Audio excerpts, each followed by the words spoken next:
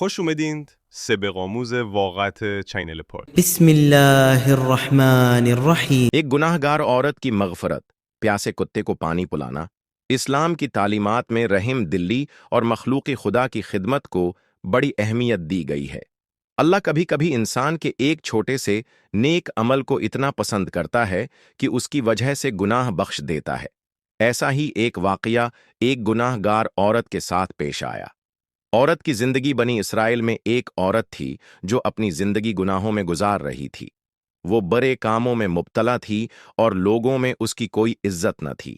بظاہر دیکھنے میں ایسا لگتا تھا کہ اس کے لیے بخشش کا کوئی راستہ باقی نہیں رہا، لیکن اللہ کی رحمت ہر چیز سے بڑی ہے۔ پیاسا کتا ایک دن وہ عورت سفر کے دوران ایک بیابان میں جا رہی تھی۔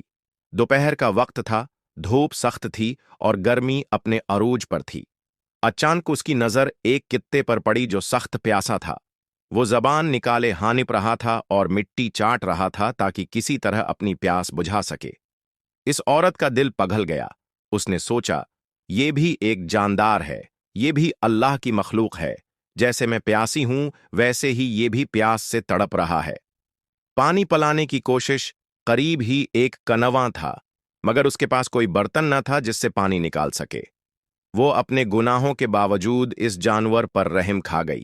اس نے اپنے جوتے کو رسی کے ساتھ باندھا، کنویں میں ڈالا اور پانی بھر کر نکالا، پھر اپنے ہاتھوں سے اس کتے کو پانی پلایا۔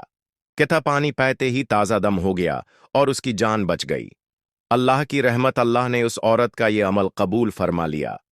حدیث مبارکی میں آتا ہے کہ رسول اللہ نے فرمایا، اللہ نے اس عورت کے تمام گناہ معاف فرما دیے کیونکہ اس نے پیاسے کتے کو پانی پلایا۔